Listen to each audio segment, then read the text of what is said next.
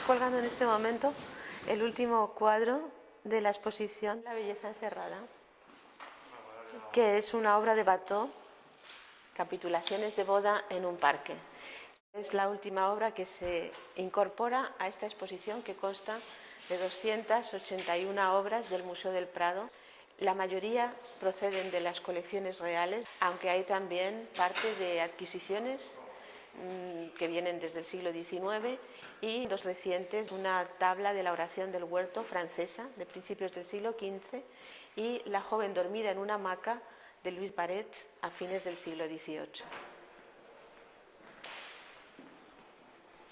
La exposición empieza con una imagen de la Atenea de Fidias en una copia romana del siglo II después de Cristo. Y está presentada en alto como en el Partenón, como la diosa que protegía a Atenas. Y en este caso no es la diosa guerrera que defiende a la ciudad por las armas, ¿no?, sino que es la diosa de las artes, de la cultura. Esta exposición, que se ordena cronológicamente, va desde finales del siglo XIV hasta principios del siglo XX, está concebida como una concentración de belleza, pero no como algo estético y puramente exquisito y de deleite de los sentidos, que también, sino como una concentración de energía hacia nosotros. De aquí podemos salir renovados, como habiendo encontrado algo para nuestras propias vidas. En ese sentido, hemos querido que los visitantes se animen a mirar los cuadros en lugar de las cartelas, que interrumpan la visión de la obra de arte. Hay determinados recursos o trucos escenográficos que concentran la atención del visitante en determinados aspectos, tanto por un lado como por otro. Nosotros nos asomamos aquí y ya vemos obras concretas que hay en la exposición. Quienes se asomen por aquí al mismo tiempo confrontan sus rostros con los retratos de Velázquez y del Greco como un juego de máscara y retrato, retrato y persona real. Esta es la primera sala, reservada a finales del siglo XIV y el siglo XV. Hay muchísimas conexiones aquí. Entender las relaciones entre el mundo del norte de Europa y del sur.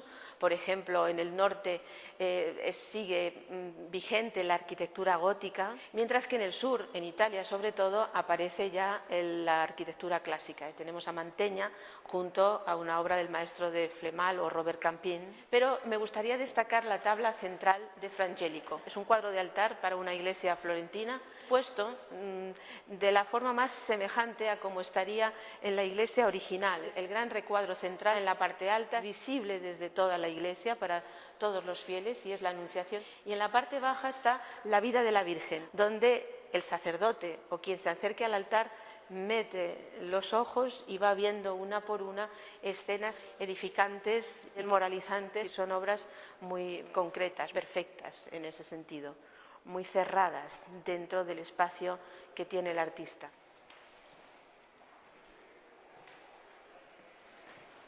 Esta es la sala de la pintura flamenca y española del siglo XV y XVI, aparte de pinturas realmente excepcionales de Van der Weyden, de Van Orley, de Durero. Hay una obra en el centro que es la llamada Mesa de los Pecados Capitales del Bosco, donde debemos de mirar para ver la oscuridad que puede haber en el alma humana. Están representados los 7 pecados capitales, que es lo peor que tiene la humanidad, todo aquello que deberíamos evitar.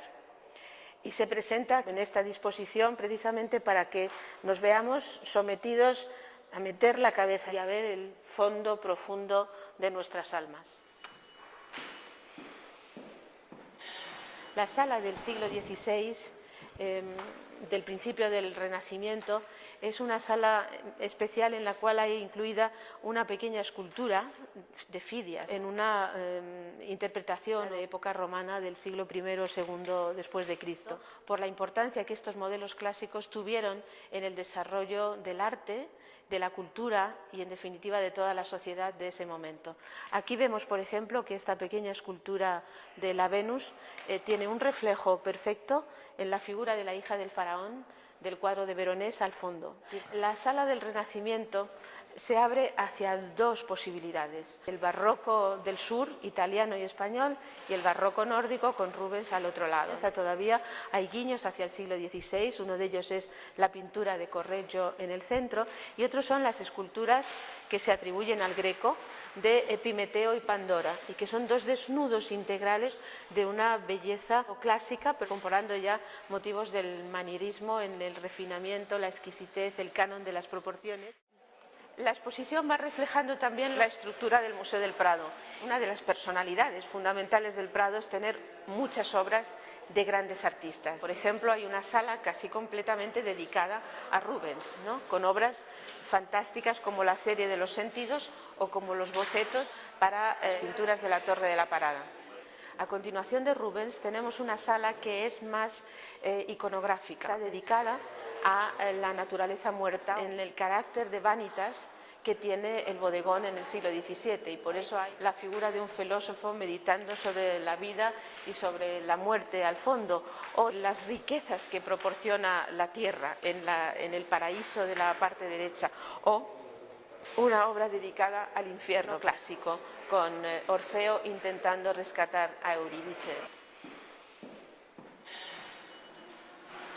Sigue la sala del siglo XVII y aquí hay una confrontación buscada entre el paisaje de países más al norte de Europa y los del sur. En los países del sur, donde desde el siglo XVII también viajan algunos artistas nórdicos, Poussin, Claudio de Lorena, Duguay, por el atractivo que tiene Italia, se centra mucho más en los estudios de la perspectiva, de la luz, del paisaje, de la naturaleza. Hay una obra singular que ha pasado por diferentes atribuciones, pero todavía no hay un consenso. Es Cristo llevando la cruz y el alma cristiana. Un paisaje de cruces, en el cual la preocupación fundamental del artista, aparte de la iconografía muy relacionada con la religiosidad francesa de la primera mitad del siglo XVII, es el estudio de la difusión de la luz en una perspectiva puramente geométrica. Algo que hace también Velázquez en los dos estudios de la Villa Medici, pero interpretados de una forma fundamentalmente naturalista. En realidad es lo mismo, la difusión de la luz en un espacio arquitectónico, avanzando hacia lo que sería la perspectiva fantástica de las Meninas. Mientras que en el mundo nórdico es un paisaje con un carácter más realista, verdes, montañosos, con los Alpes al fondo, pero lo que les interesa son las escenas más cercanas de la vida real, como este recua de animales llevados por gitanos, o bien las fiestas en las ciudades, muy divertidas y muy preciosistas, o la guerra, que está presente en el siglo XVII europeo de una forma terrible, la Guerra de los 30 años. En el siglo XVII comienza, sobre todo en el norte de Europa, la pintura de gabinete, dedicada fundamentalmente a pequeños espacios y a veces series de pequeños cuadros que van contando toda una historia, que después va a tener mucha importancia en el XVIII y en el XIX. Tenemos aquí una gran concentración de obras de Teniers, en el cual el Prado es muy rico. Esta obra muy interesante de las Tentaciones de San Antonio se puede comparar con otra que hay también en las salas del XVI, y es muy interesante ver la diferente aproximación psicológica a la figura del santo tentado entre un cuadro y otro. También está llena de numerosísimos detalles divertidos y curiosos para representar el mal y la tentación. Y en el terreno de la poesía está la preciosísima historia de Rinaldo y Armida, de la Jerusalén liberada de Tasso, en pequeñas tablitas, como si fuera casi un tebeo, ¿no? En el siglo XVIII aparece lo que podríamos denominar ya la vida moderna, entendida además desde un sentido poético, como en Watteau es vida moderna pero transfigurada en una vida poética de la Arcadia, ¿no?, fantástica. Hay también unas obras de escultura que responden también a ese periodo, son de bronce, de pequeñas figuritas realmente preciosas, representación de la guerra y al fondo del arte dramático. Tenemos aquí dos ejemplos de Tiepolo absolutamente fantásticos y muy relacionados con esta exposición, porque en alguno de ellos se muestra la curiosidad de la gente mirando a través de pequeños espacios donde se concentra la vista sobre aspectos que entonces importaban mucho, ¿no? La sala del siglo XVIII última es la que presenta los pequeños bocetos para cartones de tapices, es uno de los motivos decorativos españoles de ese periodo más importantes y donde va a participar Goya también. Y el Prado cuenta con una serie muy importante de la cual hemos hecho una selección muy resumida para que el visitante pueda apreciar cuáles eran los motivos, las variantes y los más bellos de todos. Y sobre todo en Goya hay una historia siempre detrás, algo que está sucediendo y como en toda la pintura de pequeño formato, hay un secreto que se transmite del artista al espectador. Una pintura que está siempre planteándonos un enigma que a veces podemos responder directamente y sabemos lo que es, y otras veces se nos queda dentro y puede aparecer en nuestros sueños, ¿no? Es una pintura realmente fantástica para el aprendizaje, el conocimiento y para responder a cuestiones que tenemos ahí todos.